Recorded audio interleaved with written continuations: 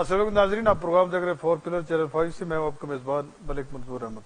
आज मेरे साथ जो शख्सियत शरीक गुफ्तगू है वो किसी तारफ की मुताय नहीं है। लेफ्टिनेंट जनरल अब्दुल क़य्यूम साहब, आप चेयरमैन रहे सेनेट की कायमा कमेटी बराए दिफाई पैदावार, पाकिस्तान ऑर्डिनेंस फैक्ट्री के चेयरमैन रहे, पाकिस्तान स्टील मिल के सरबराह रहे और सियासत में भी और अस्करी हलकों में भी बहुत आपको इज्जत इफ्तिकार की निगाह से देखा जाता है। बहुत शुक्रिया सर, आपने टाइम दिया। जी मक साहब, थैंक यू। अच्छा जरा सर फरमाइएगा कि एक तो सबसे पहले आपको ईद उल अजहा की मुबारक हो, तो ये बताइएगा कि ईद का दिन किस तरह आप गुजारते हैं, ओवरऑल आपका क्या मशागल है? देखिए, एक तो बहुत मेहरबानी आपकी मलिक साहब इस इंटरव्यू के लिए।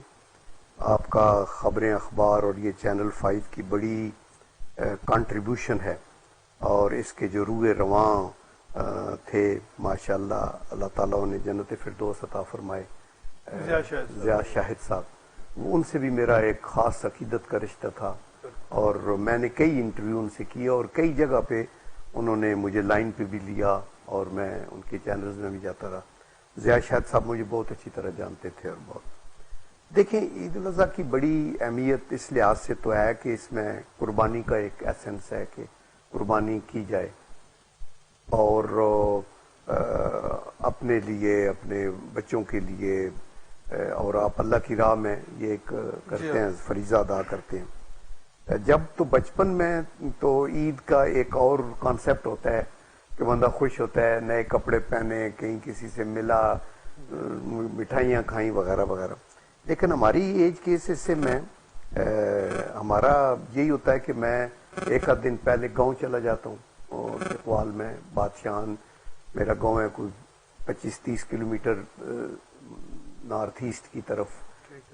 तो वहाँ जाके एक मैंने राब्ता हाल भी बनाए हुए लोगों के लिए मिलने मिलाने, मतलब इंटरेक्शन रहता तो है। वहाँ इंटरेक्शन पब्लिक से भी रहता है, वहाँ कुर्बानी भी वहाँ करते हैं, गांव की मस्जिद में नमाज वगैरह भी अदा करते हैं, लोगों से मिलते हैं, कब्रिस्तान के अंदर जाके अपने जो रिश्तेदार लवाकिन हैं उनके लिए दुआएं भी करते हैं और फिर आ जाते हैं।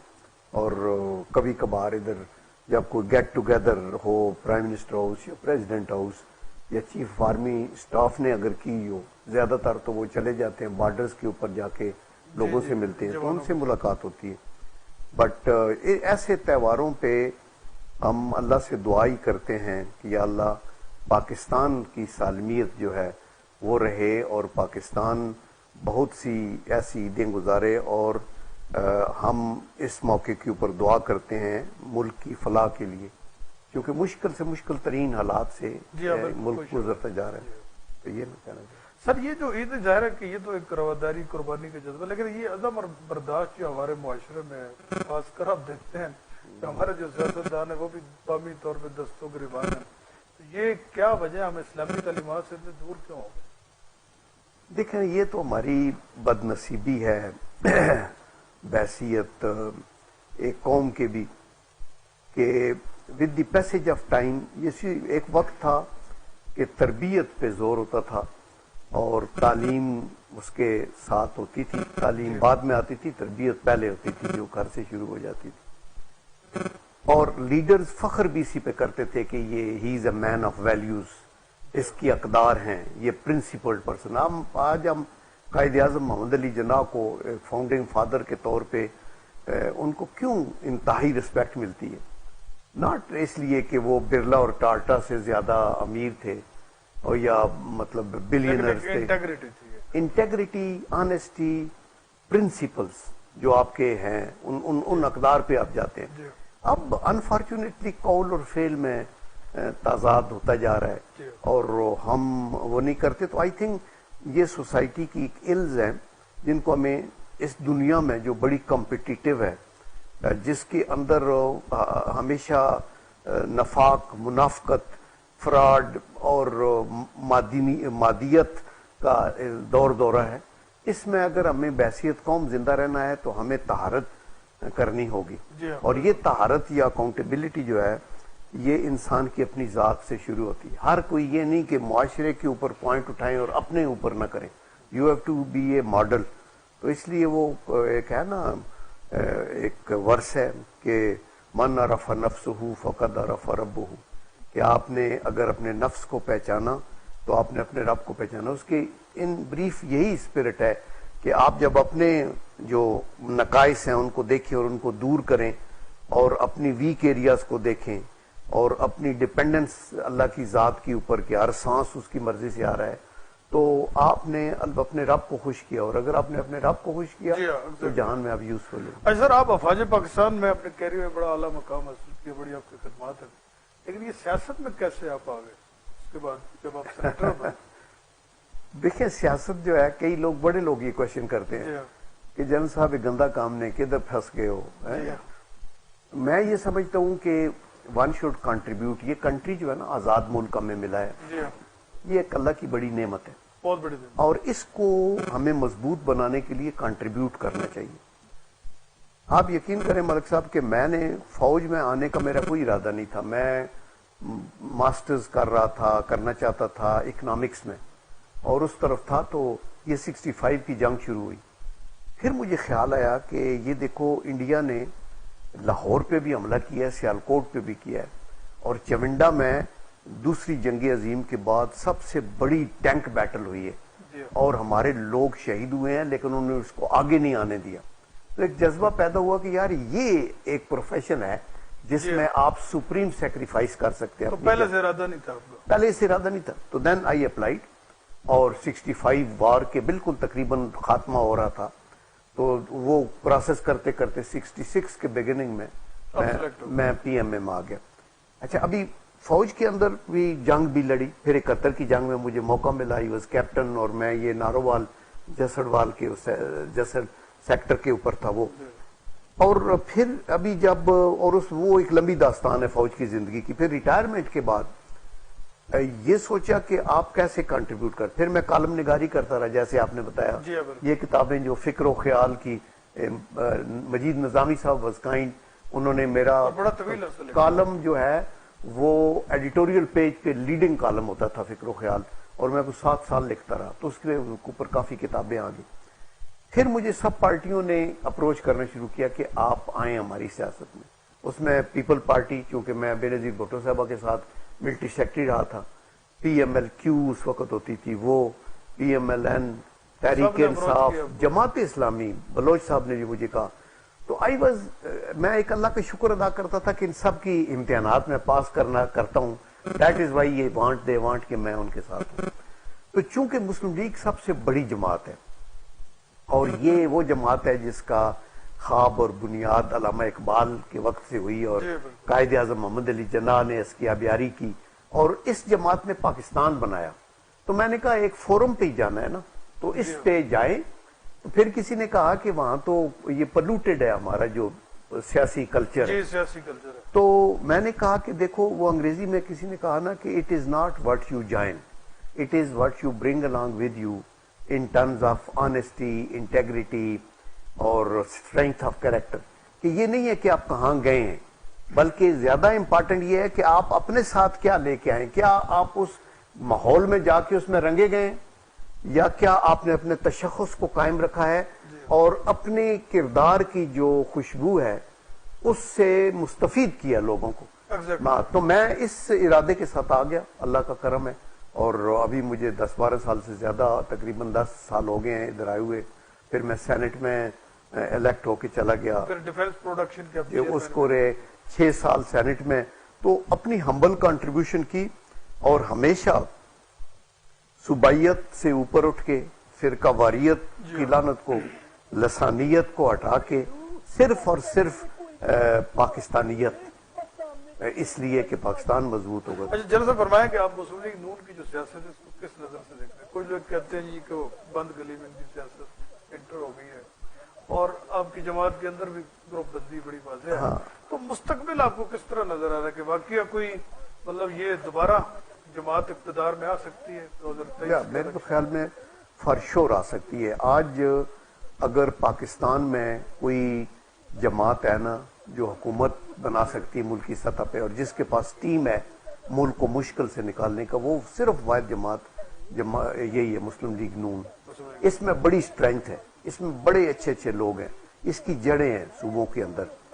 اور یہ جو بند گلی کی بات ہے نا، بند گلی میں کوئی نہیں جاتا۔ دیکھیں، جب تک کہ پبلک میں آپ کی پذیرائی ہے، اس وقت تک آپ کو نہ जेलों में बंद करके, ना कोड़े मार के। आप देखें पीपल पार्टी का क्या था जनरल ज़िया हक साहब के टाइम में, करते कराते फिर प्राइम मिनिस्टर बेनजीर, एक दफा दूसरी दफा सब कुछ होता रहा।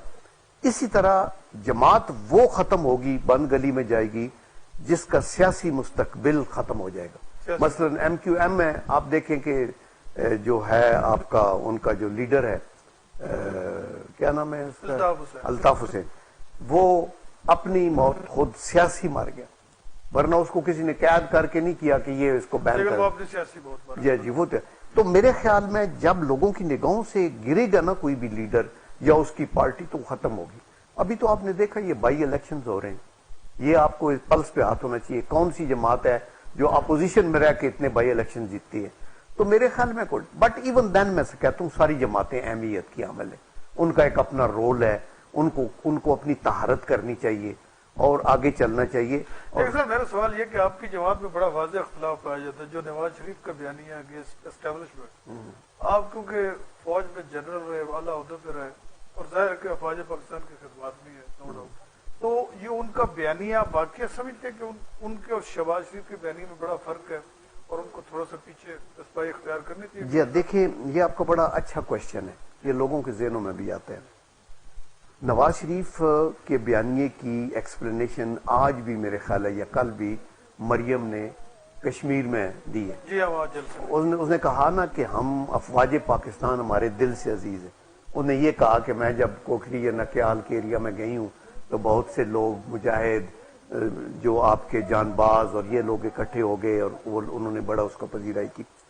देखिए बयानिए में जहां तक ताल्लुक है ना कि ऑब्जेक्टिव क्या है, ऑब्जेक्टिव ये है कि पाकिस्तान को कामयाबी से आगे लेके जाना है। आई एश्योर यू कि बयानिया एक है, और बयानिया क्या है मुस्लिम लीग का, वो शहबाज शरीफ का भी है, वो नवाज शरीफ का भी है, और वो अगर किसी का नहीं है तो वो गद्दार कौम है। मैं तो ये कहता हूँ वो क्या वो है पाकिस्तानियत का, ठीक है, इस्लामियत का, कि उस सोच के ऊपर आपको चलना है। वो है आइन की पासदारी का, rule of law.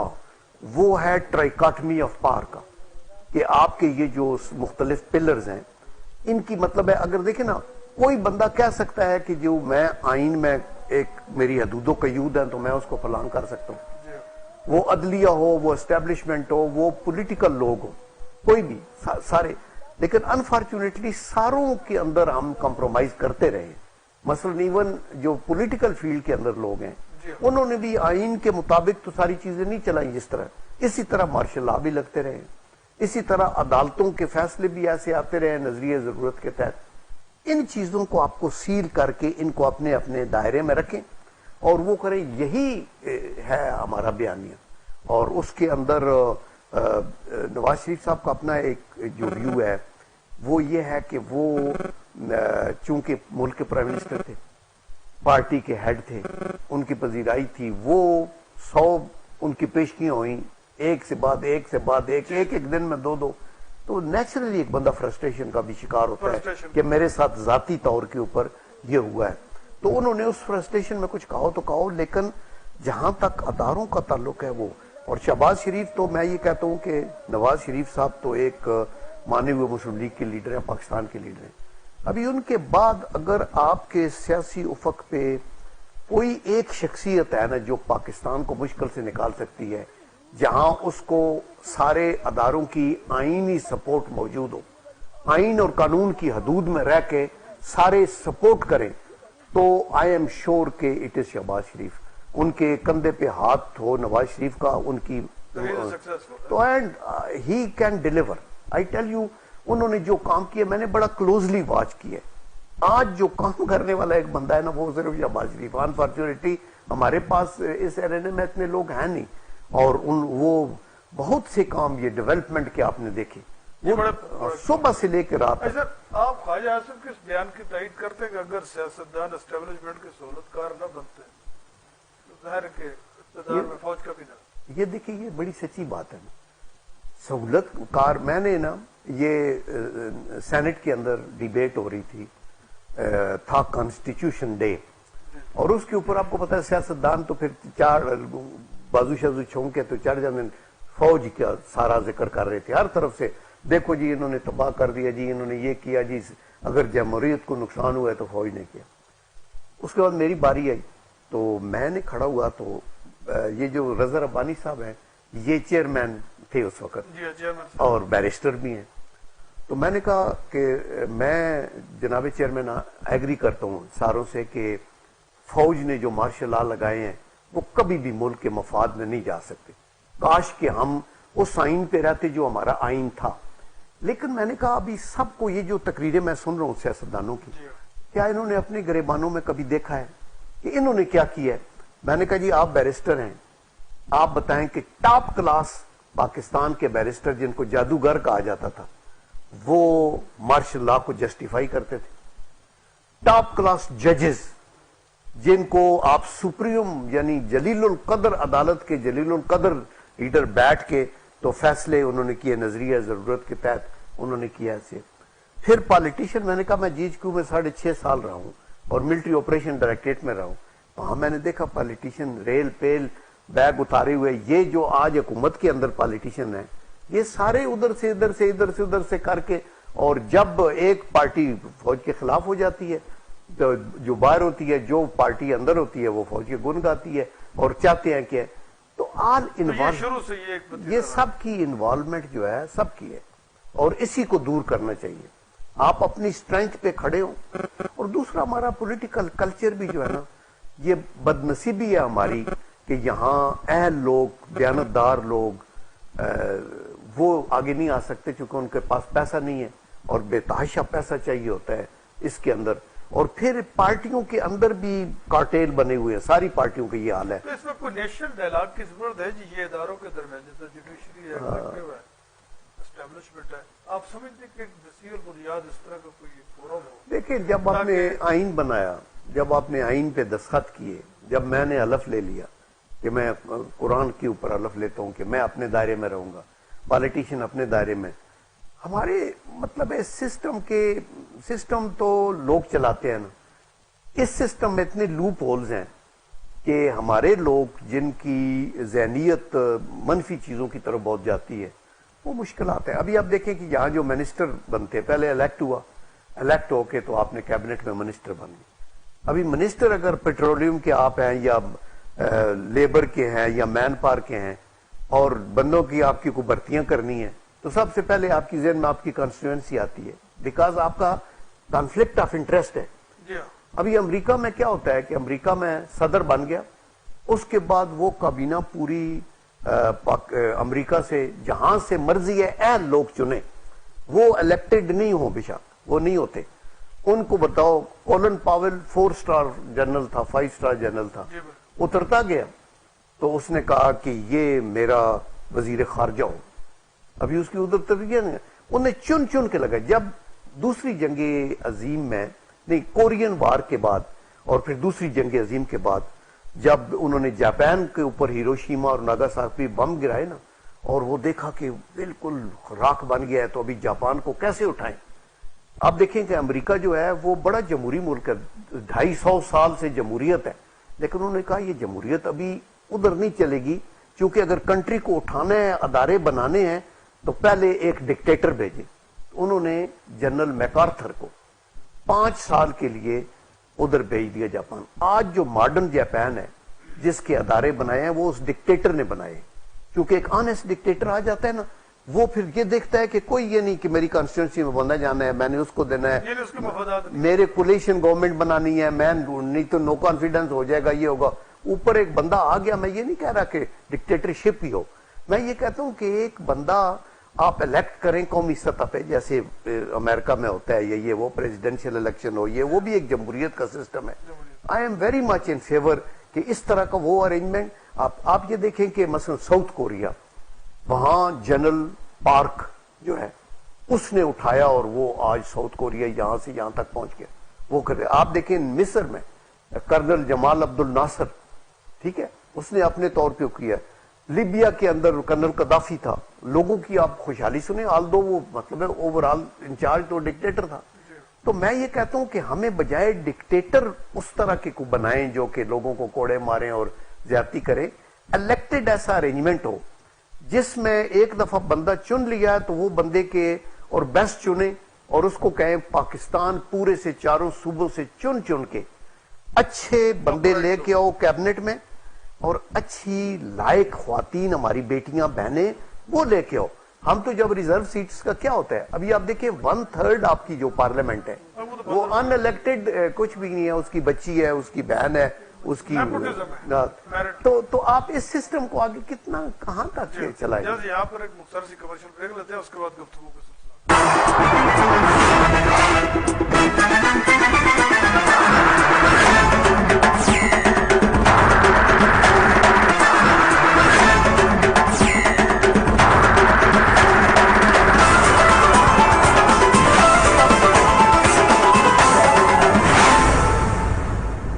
Welcome back ناظرین, آپ پروگرام دیکھ رہے ہیں فورتھ پلر چینل 5 سے.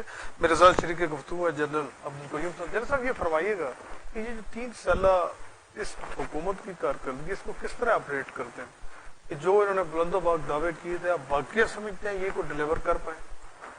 دیکھیں یہ ایک ہماری بد نصیبی ہے, میں یہ سمجھتا ہوں آنیسٹ ٹو گاڈ. میں ابھی پارٹی سے اوپر اٹھ کے پاکستان کے لیول کی بات کرنا چاہتا ہوں.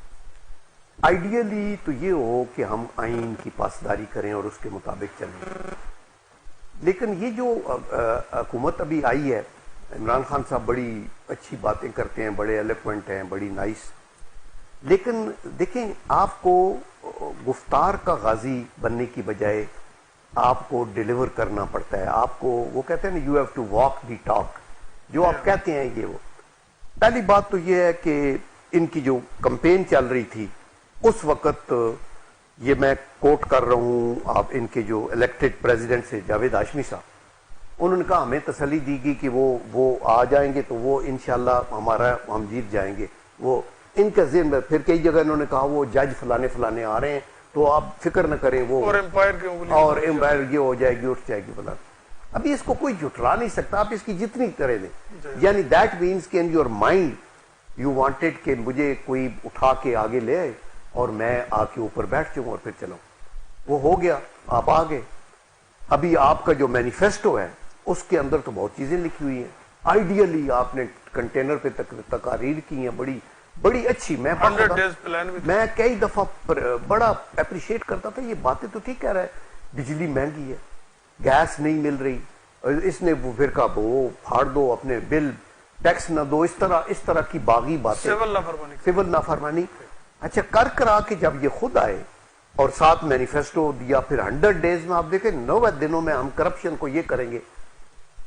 میں خدا کی قسم یہ سوچتا تھا تو میں کہتا تھا یار یہ کتنے ناقص ہے, پرائم منسٹر بننے کی ایک امیدوار ہے, تو اگر یہ بن گئے تو ان کو تو پتہ نہیں ہے کہ 90 دن میں کرپشن ایسے نہیں ختم ہوتی جو جڑوں کے اندر گھسی ہوئی ہے ہر جگہ کے اوپر.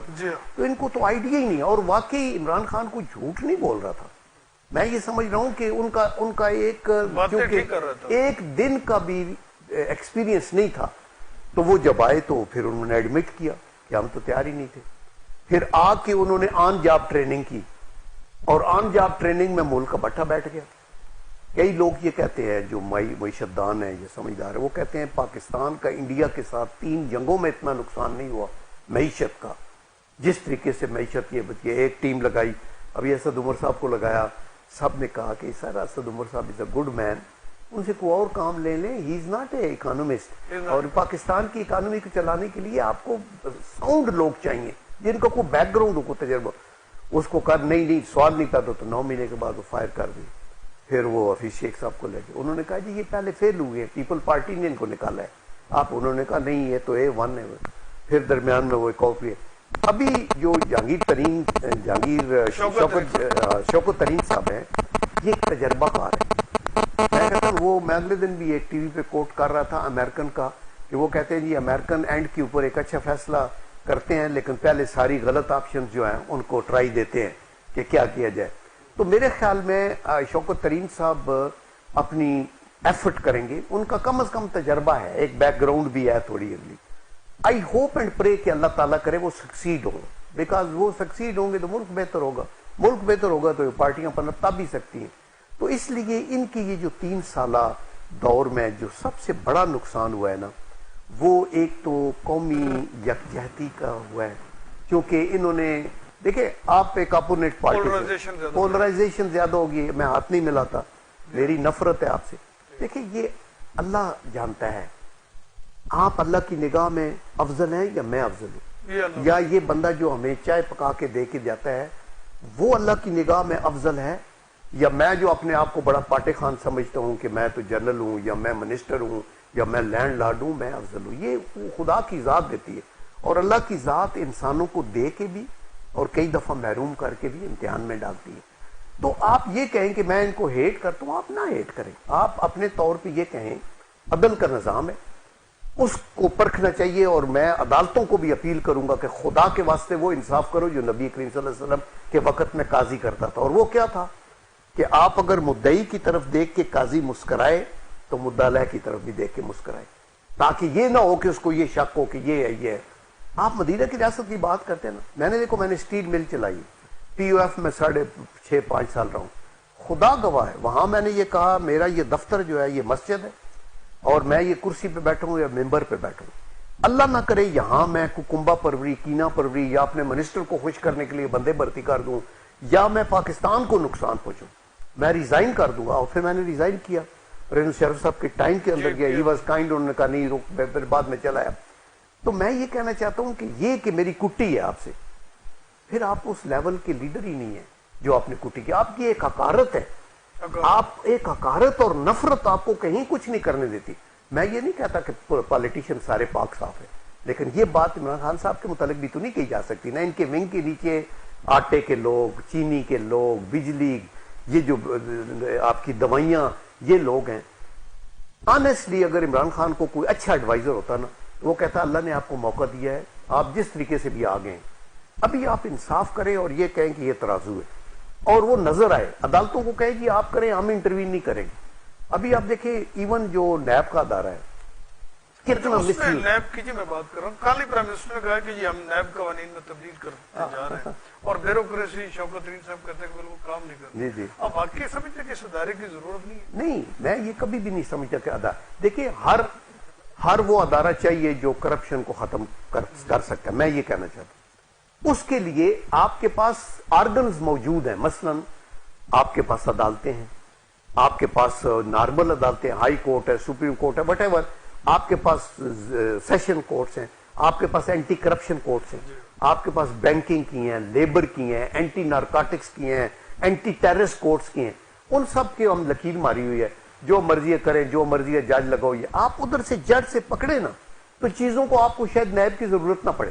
اور اگر آپ نے نیب بنایا ہے تو پھر آپ اس کے اوپر ایسا کہ ایک فقیر بندہ لگا دیں جو اللہ کا ولی ٹائپ ہو, جو جان دینے والا ہو. وہ کہے کہ میں سوال ہی نہیں پیدا ہوتا, پریزیڈنٹ کہے یا کوئی 10 بندے یا میرے گھر والے کہیں میں انصاف, اور کبھی کسی میرے ہاتھ سے زیادتی بھی کسی سے نہیں ہوگی. ابھی آپ دیکھیں کہ سپریم کورٹ کے ججز نے کہا کہ یہ جو نیب ہے یہ وچ ہنٹنگ کر رہی ہے, یہ پولیٹیکل انجینئرنگ کر رہے ہیں, یہ بڑے سخت ریمارکس, یہ بڑے. اور اسی کے اوپر میں پرائم منسٹر ہوتا, انہی ووٹس کو بنا کے میں لوگوں کو ریسپانسو کر کے, سپریم کورٹ نے کیا کہا ہے, آپ کیا کر رہے ہیں. لیکن ابھی ہم سب چلا رہے ہیں گورنمنٹ والے وہی بات جو پہلے اپوزیشن کہہ رہی تھی, ابھی ان کے منسٹرز کہہ رہے ہیں اور یہ خود کہہ رہے ہیں کہ یہ وہ. ابھی یہ نا ہمارا پینڈولم یا ادھر جاتا ہے یا ادھر جاتا ہے. آپ ٹوٹلی اس کو بالکل ختم کر دیں, کیونکہ یہ بددیانتی کرتے ہیں, تو پھر آپ وہ کرپٹ لوگوں کو پکڑ نہیں سکتے. تو جو اگر آپ ٹوٹل ایک طرف کر دیں کہ صرف جو میرا مخالف ہو اس کو پکڑو, پھر وہ بھی غلط ہے. جنرل صاحب یہ فرمائیں, آپ پارلیمانی جمہوریت کے حامی یا صدارتی نظام؟ دیکھیں میں بنیادی طور پہ سچی بات بتاؤں تو میں سمجھتا ہوں کہ صدارتی نظام ہو. ہماری پارلیمانی نظام کی جو جمہوریت ہے نا, اس میں ہماری ایک مجبوری صرف یہ ہے کہ ہم صوبے چونکہ مختلف زبانیں بولتے ہیں, مختلف ہے, ان کو یکجا کرنے کے لیے پارلیمنٹری ڈیموکریسی کی بات ہوئی کہ یہ اس طرح ہو. لیکن آپ نے یہ دیکھا کہ اگر ملک کے اندر پرائم منسٹر سندھ سے بھی ہوئے, بلوچستان سے بھی ہوئے, خیبر پختونخوا سے ایوب خان کون تھے پریزیڈنٹ, کدھر سے تھے, ادھر سے تھے, پنجاب سے بھی کچھ ہوئے. میرا خیال میں ہمیں قوم کو ایسے تیار کرنا چاہیے کہ ان کو جیل کریں, اور ان میں سے ایک لیڈر جو بھی چنے پورا پاکستان, جو سب کو, ابھی بھٹو کو سب سے زیادہ ووٹ پنجاب سے ملے تھے, سمجھے نا, ان کی جو کامیابی کا تھا وہ یہاں سے ملے تھے.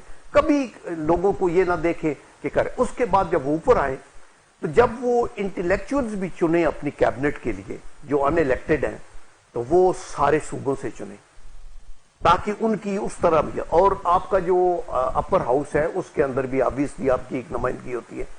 That you should make sure کہ صوبے جو ہیں وہ کسی لحاظ سے بھی محرومی کا شکار نہ ہوں.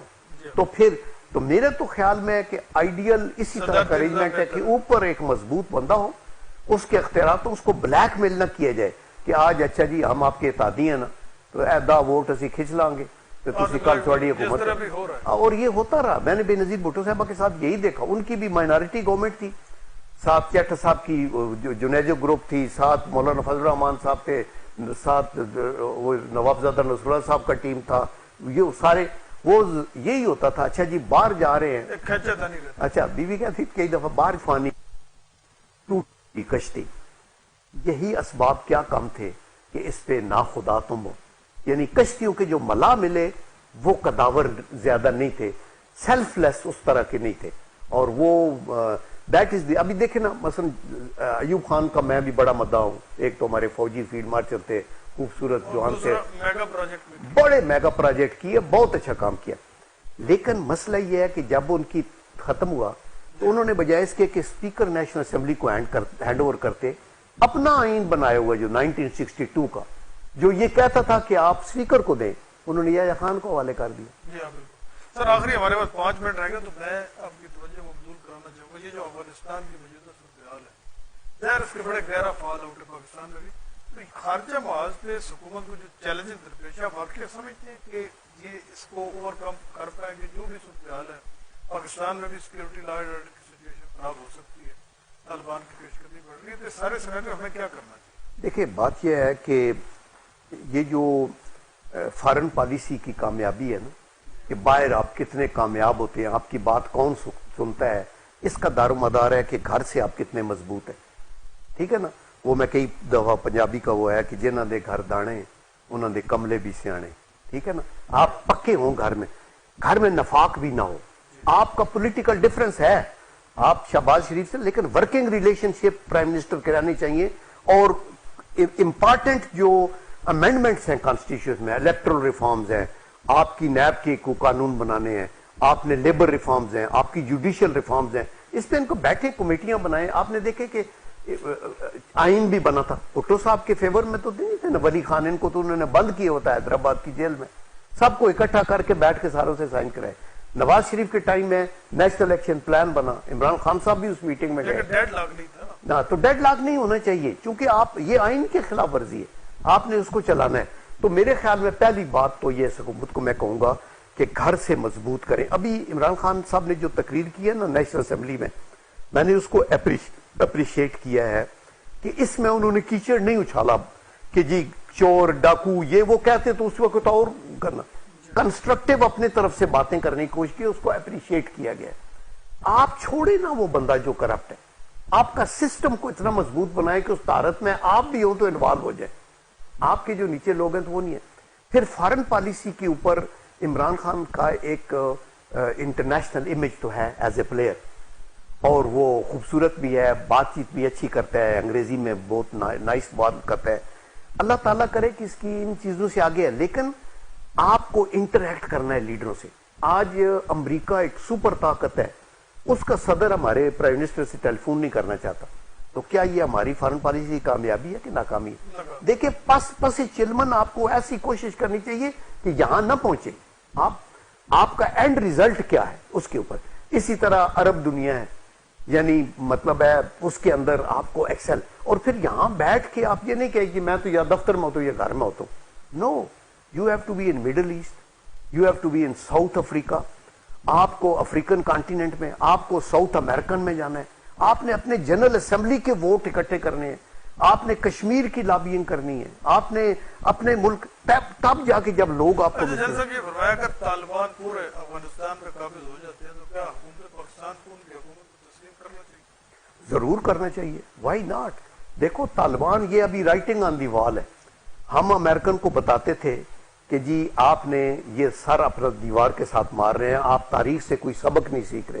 اسی پہ میں نے ایک اپنے کالم میں یہ بکس میں لکھا تھا, ایک شعر لکھا تھا, کہ تمہیں نے چشم پوشی کی جہاں کی پیش بینی سے، جو ہونا تھا وہ دیواروں پہ لکھا ہم نے دیکھا تھا۔ اگر امریکن کو نہیں پتا تو الگ بات ہے، باقی پاری دنیا کو پتا تھا کہ یہ خجل ہو کے یہاں سے نکلیں گے۔ ابھی جب وہ نکل جا رہے ہیں تو رائٹنگ آن دی وال ہے کہ طالبان کی حکومت ہوگی، لیکن طالبان کو سبق سیکھنا چاہیے۔ اور یہ جو ازبک، تاجک اور یہ جو ہزارہ، ان کو پشتونوں کو ملا کے اپنے طور پہ ایک حکومت بنائیں، دیانتداری سے کریں، اور جو پہلے غلطیاں کی ہیں ان کی وہ کریں۔ پاکستان نے اگر کوئی غلطی کی ہے ماضی میں افغانستان کے حوالے سے کہ کسی ایک پارٹی سے ہونا ہے، وہ بھی نہیں۔ آج بھی عمران خان کا بڑا اچھا بیان تھا وہاں جو وہ ابھی گئے ہوئے تھے ازبکستان کے اندر، کہ ہم چاہتے ہیں ہمارے بھائی بیٹھ کے تو وہ کریں۔ جو ابھی حکومت یہ پالیسی دے رہی ہے افغانستان کی، یہ قوم کی پالیسی ہے۔ سر یہ بتائیں کہ کیا سیاسی اور عسکری قیادت افغانستان کے تناظر میں ایک پیج ہے؟ باقی آپ سمجھتے ہیں پچھلے دنوں دیش عسکری میٹنگ میں اجلاس بھی ہوا؟ یا میرے خیال کے اندر تو ہے حکومت، اور دیکھیے افواج پاکستان کا ادارہ بڑا پوٹنٹ ادارہ ہے، قابل فخر ادارہ ہے، بڑی قربانیاں ہیں، ان کی بڑی ضرورت بھی ہوتی ہے۔ آپ امریکہ کا صدر بھی اپنا فیصلہ کرنے سے پہلے کہ میں نے فلاں سے فلاں یہ کرنا ہے، وہ مشورے کرتے ہیں اپنے وہ جو ہے پینٹاگان سے۔ اسی طرح پالیسی میکنگ کے اندر بہت سی چیزیں ان پٹس آتی ہیں فوج کی طرف، آرم فورسز کی طرف سے۔ ابھی پرائم منسٹر کا اگر قد کاٹ بڑا ہو نا تو وہ اس کے اندر اتنی ہو کہ یہ دیکھے کہ یہ اس میں سے اتنی چیزیں ٹھیک ہے، اس سے میں ایگری نہیں کرتا، اس کو اس طرح کر لو، تو وہ پھر اس طرح کر لیتے ہیں، لیکن ان پٹ وہ ضرور دیتے ہیں۔ اور اس کے اوپر کتنی ان کی بات کے اوپر جانا ہے اور کتنا آپ کا ویژن ہے، جو پارلیمنٹ کا ویژن ہے، جو دور رس ہے، جو بہت بڑا ہے کینوس، اس کا تب ہے کہ اگر آپ کے اندر وہ بصیرت ہے۔ اگر وہ بصیرت نہیں ہے تو ڈٹو جو فوجی نے لکھ کے بھیجا آپ نے وہ کر دینا ہے، اور اگر آپ نے یہ کہنا ہے کہ یس اتنی سے میں ایگری کرتا ہوں، اس سے میں نے کرنا ہوگا، اس کو ری ڈو کر کے لے کے آئے کریں اور اس کے اوپر چلیں۔ سر لاسٹلی یہ بتائیں کہ انڈیا کے ساتھ کیا کوئی مستقبل میں اسی طرح تناؤ رہے گا؟ یہ بیک ڈور کوآرڈینیشن شروع ہوئی تھی اور لائن آف کنٹرول میں بھی فائرنگ ابھی بند ہے، کچھ بہتری آئے گی یا یہ اسی طرح کا ایک رہے گا؟ دیکھیں یہ جو کوشچن آپ کا بڑا پرٹیننٹ پوائنٹڈ کوشچن ہے، انڈیا کے ساتھ بہتری کی میں تو توقع نہیں کرتا۔ کئی لوگ کہتے ہیں نا، پرائم منسٹر نے کہا کشمیر کا مسئلہ اگر حل ہو گیا نا تو ہمارے ان سے تعلقات نہیں۔ آپ ان کے دل میں وہ حقارت دیکھیں، آپ یہ دیکھیں کہ جب مسلمان ادھر تھے، جب ہم آج بھی ہیں، تو وہ کہتا ہے کہ ہندو کے سین سے مسلمان گزر جائے تو فرش کو دھو لو، اور اگر پانی کیوں پیا ہے، ڈنڈے مار مار کے اس نے تم نے گائے کا گوشت کیوں بیچا ہے۔ یہ جو حقارت ہے نا، اور یہ آر ایس ایس مینٹیلٹی اور ہندو مینٹیلٹی، وہ آپ کے وجود کو ہی تسلیم نہیں کرتے۔ آپ کشمیر کا مسئلہ بھی حل ہو جائے، جو بھی ہو جائے، دے ول نیور وانٹ کہ ان کے ونگ کے نیچے ایک پوٹنٹ پاکستان، نیوکلیئر پاکستان، جو بین الاقوامی سطح پہ مانا جانا ہو، جس کی بہادر فوج ہو، جس کی ایک نڈر قوم ہو، اور وہ جو ہے وہ اس طرح ہو، وہ کبھی بھی اس طرح ایکسیپٹ نہیں کرتے۔